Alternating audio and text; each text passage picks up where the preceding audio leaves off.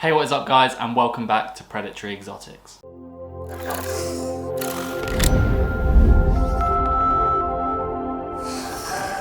On today's video, we've actually got a rescue, new addition to the family here at Predatory Exotics. We had to rescue this bearded dragon. This is the bearded dragon here. There's a long story behind it. We've actually had it a couple days, but we wanted to make sure it's okay before we started recording this video. So we've actually rescued it a couple of days ago from a friend. Friend had to contact me saying she got this baby bearded dragon about a month ago from one of her friends.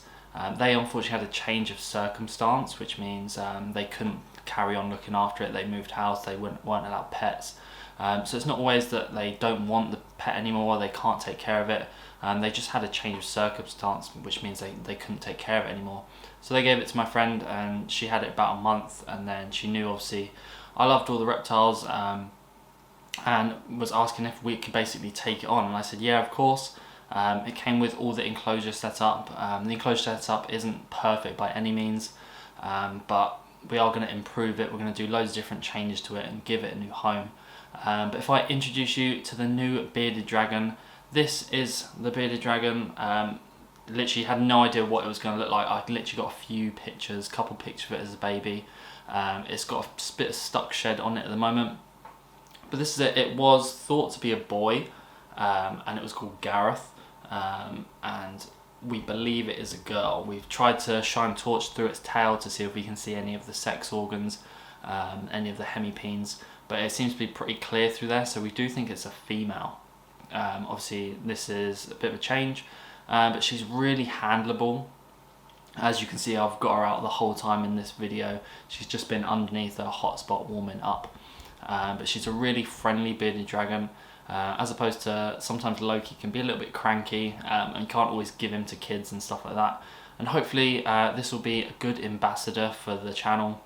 We can give it to loads of different kids, all the different people that come can easily hold this girl. So it'll be a great addition to the reptile family we have here at Predatory Exotics.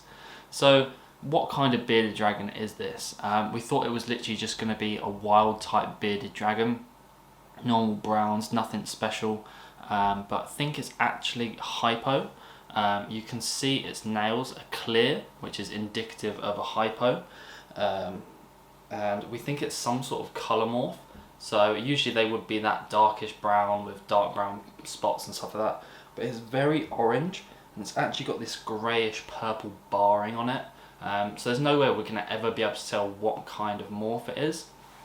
But if you know our other bearded dragon Loki, he is a hypo citrus. So this has obviously got hypo as well, which is pretty crazy that we've got two hypos now.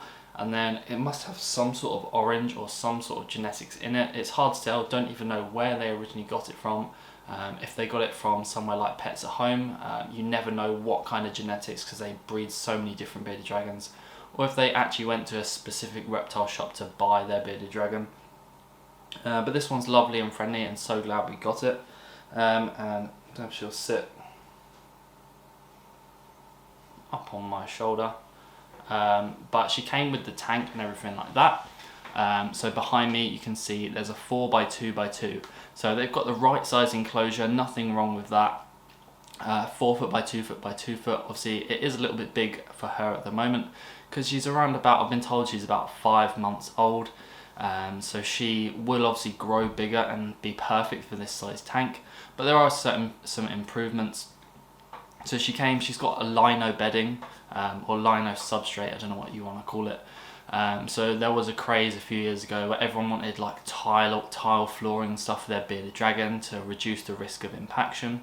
But obviously now we know a naturalistic substrate is better for your bearded dragon. And if you have the proper care, proper heating, proper lighting, then impaction isn't going to be a risk. And if you use the wrong types of sand, so something like a builder's sand that will stick together and cause the impaction, or a calci sand which they'll eat and they think it's food when it's not. But if you use the correct substrate, correct sand soil mix type thing, like a proper bearded dragon desert bedding, they're going to be far healthier. That's going to be more enriching for them. So eventually we are going to add that. I'm not sure if we're going to do that in this enclosure or we're going to buy a new enclosure and revamp that one. And we're going to do that fake rock background that we've just started doing with some of our tanks. do like a nice Australia setup for this bearded dragon, which I think would work really well. Nice red rocks, and I've got a few ideas for a vivarium. I don't want to spoil it too much because I haven't seen anyone do it, so I don't want anyone stealing my idea. But I've got some cool ideas that I want to do for this dragon setup. It's going to be within the next couple of weeks. We just got to make sure she's okay in here, because when we got her there was actually a thermostat issue. Came with a microclimate Evo, which is one of the best stats you can get, but we actually found that there was a problem with it. The heat wasn't, the power wasn't correct on the heating side, so the lights were going on and off on the timer, but the heater, even when it went to 0%, it's obviously a dimming stat, even when it went to 0%, it was still giving off heat, so the temperature was rising throughout the day inside the enclosure, which can obviously be very dangerous. It could get to super high levels. Obviously bearded dragons can tolerate those 40 odd degree temperatures, but if it was to get super hot, it would be damaging to your bearded dragon. So we basically changed out the thermostat for one that we knew was okay. Going to see if we can try get the microclimate fit, because obviously it is a £100 thermostat. We don't want to waste it, but if it is incorrect, we're not going to use it with our reptiles. So we swapped it out for one of our Habitat ones. We've put it to the correct temperatures. We've added a couple bits of decor. We've had a hide on that side because there wasn't a lot of places for her to hide. And we've stacked up the logs a bit more so she can get up higher on that basking spot. But we are going to obviously change it so it's got some natural rocks and stuff, so that the rocks absorb the heat throughout the day and radiate it out overnight, which I think will be really cool. Just do some improvements in the enclosure really, but it came with so much stuff as well. It's not like they skimped on setting up the dragon. They've got an Arcadia unit at 12%, which is obviously perfect. You can get the 14%, but 12% is more than adequate. And they had a like a light basking spot, a basking lamp, which is great, but we changed it for the deep heat projector, just so it's more consistent dimming and it gets that deep heat penetrating the muscle of the bearded dragon, which is more healthy for their muscles and their growth and stuff like that. So the first off, she wasn't eating. For the first day or so, we thought it probably stressed due to the move and stuff like that. So she wasn't really eating, but she was being fed crickets and stuff like that. Obviously, when we want to try and move away from crickets, because there was some in the tank, we didn't want to leave them in there just in case they're obviously omnivorous, so they can bite your bearded dragon and damage it. So we took them out, and we've been feeding it a mix of mealworms and waxworms over the last couple of days, because she does need to put on a little bit of weight. So the waxworms, obviously they are quite fattening, so not too many, but just a little bit to improve her weight. And then the mealworm she is liking as well, and then we're going to try and move her over to locusts and adubia roaches. These are more protein filled, more nutritious, and there's no risk of them injuring the bearded dragon. So fed them her mealworms and stuff like that. Yesterday she's climbing down my back. What are you doing? What are you doing?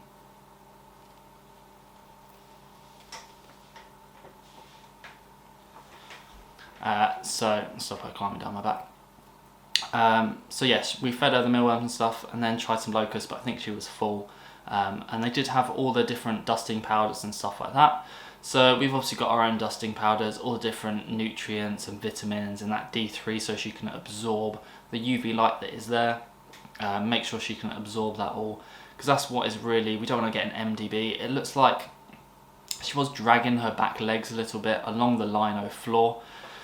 We were worried to start with that it could be some MBD, but it's new light and stuff like that, so I'm pretty sure it's not, but she was dragging those back legs a little bit. We thought that might be an issue, but she's managed to climb this whole cork bark. She's got a cork bark log and then a branch coming out of it, and she will climb that whole thing and then this thin branch onto where the UVB light is and bask under the UV light. So clearly she can climb, and she climbs up the basking spot and stuff like that. So she can definitely climb. We will test that UV strip, make sure it's perfect, and we'll probably get a longer one because it's quite a short one. We want one that does most of the enclosure length and goes over the basking spot. So we'll probably upgrade that as well, and then move that onto one of our other tanks, because at 12%, as it reduces in UV, you can change it to another tank. Rather than throw away that bulb, if you know it's degrading in UV strength, you can put it on an animal that doesn't require such a high UV, meaning you're getting more out of it, and it's more, basically you're saving yourself some money by changing it over. But overall, it's looking nice and healthy. Got a bit of shed on it. Did have more on it, but it's going over the last couple of days. So we'll just keep an eye, make sure that doesn't get any stuck, possibly even have to soak it off. We'll leave it a couple of days, make sure it comes off perfectly, which I'm sure it will. But it is a perfect little bearded dragon and a nice little addition to our family. So yeah, she's going to be an awesome new addition here at Predatory Exotics. Obviously I said she is possibly a girl, not a boy, so we are going to have to change her name. And I've come up with Bondi. Obviously bearded dragons are from Australia, and most people know Bondi Beach is a well-known place in Australia. There's also a program called Bondi Rescue, and as she's a rescue, I think Bondi is going to be a fitting name for her. If it does turn out to be a boy, it's a universal name, so we can use it for both. But again, looking awesome. She has got that shed on her, but all the toes are intact, all the nails are intact, and the tail, nice long healthy tail. Got a bit of a dent at the bottom. Don't know what that is from, possibly a cricket or a bit of stuck shed. But other than that, it's looking like a perfect bearded dragon. Just got to get that weight up, make sure she's nice and healthy, and she will get lots of nice upgrades in the future. She has been on this setup for her whole life. So for a couple more weeks or something, it's not going to be too damaging, and we're going to get that nice awesome setup. Make sure she's nice and healthy before we put her in.